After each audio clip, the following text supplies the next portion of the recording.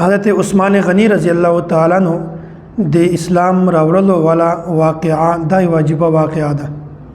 خو په دینه مخکې دا یو خبره په ځین کې کېنه وي چې وسه د قرباني سیزن تیر شو او 18 ذی الحجه د حضرت عثمان غنی رضی الله تعالی عنہ د شهادت ورځ ده. د قرباني په وخت کې ابراهیم علیه السلام قرباني وکړه. اصل محبت ته الله تعالی سره، اصل عشق دی الله تعالی سره، اصل قربانی خدا ده چې انسان خپل ځان دی الله تعالی په حضور کې قربان کی. خو الله تعالی په مونږ تاسو باندې خپل رحم او کرم ده تر سره باندې کړی ده. الله تعالی فرمایي چې تاسو د خپل ځان په ځای باندې د ساروي قرباني وکړي. دا به زدا سه شمارم لکه تا چې د خپل ځان قرباني کړی ده. کچیرته ابراهیم علیه السلام د خپل بچی قرباني کړي وای نو بیا به د مونږ تاسو لپاره ډیره زیاته د قرباني مشکل وای. په ډیر مشکل امتحانات کې مونږ تاسو پریوتلی وای. خو ابراهیم علیه السلام د خپل بچی په ځای باندې د ساروي قرباني وکړه. نن مونږ تاسو لپاره د قرباني ډیره زیاته اسانه کړي ده.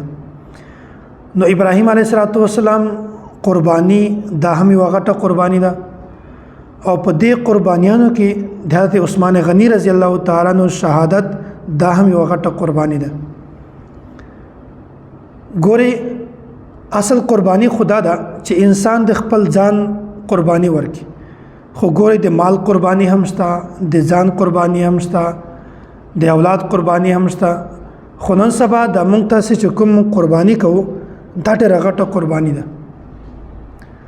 نو حضرت عثمان غنی رضی الله تعالی عنہ دغه 4 کاله کې خلیفہ اول حضرت ابوبکر صدیق رضی الله تعالی عنہ په دعوت باندې اسلام قبول.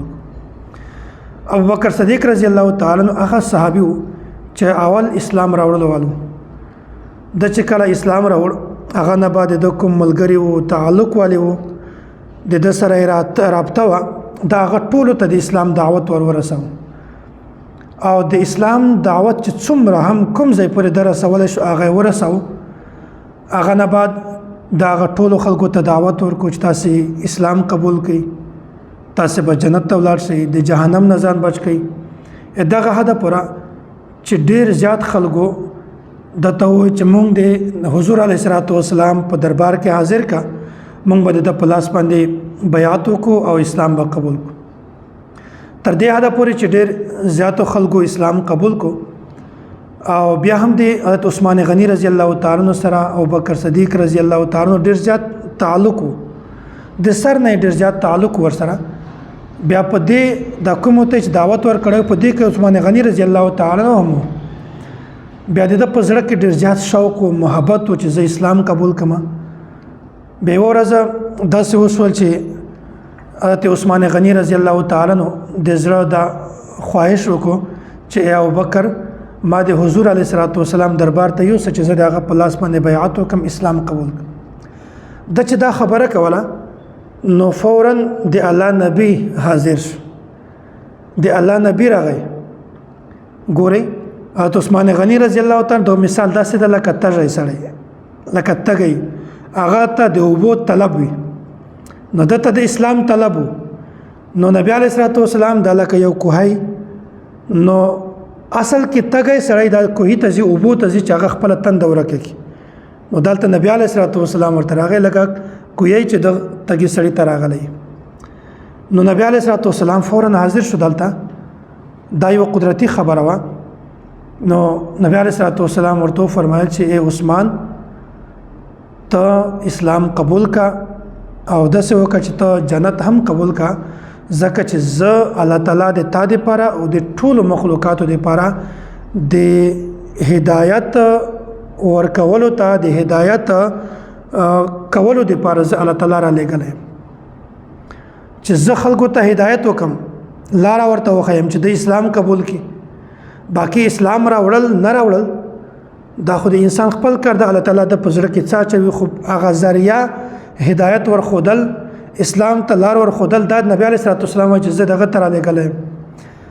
نو حضرت عثمان غنی رضی الله تعالی چې څنګه د نبی علیه السلام دا خبره وروي ده فورا اسلام قبول کړ. او بیا اسلام چې کله قبول کو اسلام قبولولو نه بعد ګوره حضرت عثمان غنی رضی الله تعالی عنہ هغه صحابي وو چې د پیغمبر علیه الصلاۃ والسلام د دوو لورانو یکه بعد دیګره حضرت عثمان غنی رضی الله تعالی عنہ هغه خاوند جوړ شوی دی.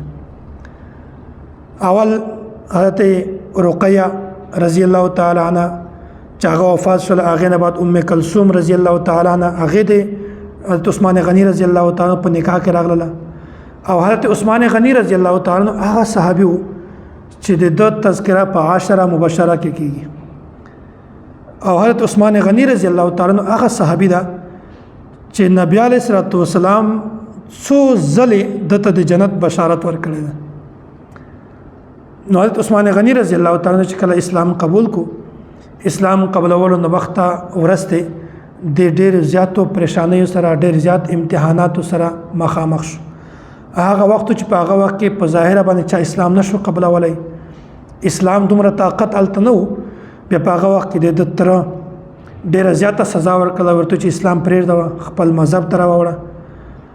د حد پورې چې حضرت عثمان غنی رضی الله تعالی عنہ وتاړه او په د باندې ډېر زیاته سختی کوله، ډېر زیات تشدد یې پکاو. خو حضرت عثمان غنی رضی الله تعالی عنہ ورته چې زه اسلام کله هم نه پرېږدم او زه د پیغمبر علیه الصلاۃ والسلام د اسلام لمنه دې نه کله هم نه پسټ کېږم. نو دا حضرت عثمان غنی رضی الله تعالی عنہ چې د اسلام راوړ او بیا په هغه نه بعد نبی علیه الصلاۃ والسلام خپل دوه لورګانې دته ورکړلې چې وفات شول، هغې نه بعد بله ورکړه. دا تفصیلي خبره انشاءالله زه مخکې بیانومه. نو الله تعالی دې موږ تاسې ته د صحابه کرامو محبت را نصیب کړي. الله دې موږ تاسې ټول د صحابه کرامو په نقش قدم باندې روان کړي او الله تعالی دې زموږ په زړونو کې، زموږ بچیانو، زموږ د مور پلور د ټولو په زړونو کې الله تعالی د صحابه کرامو محبت پیدا کړي.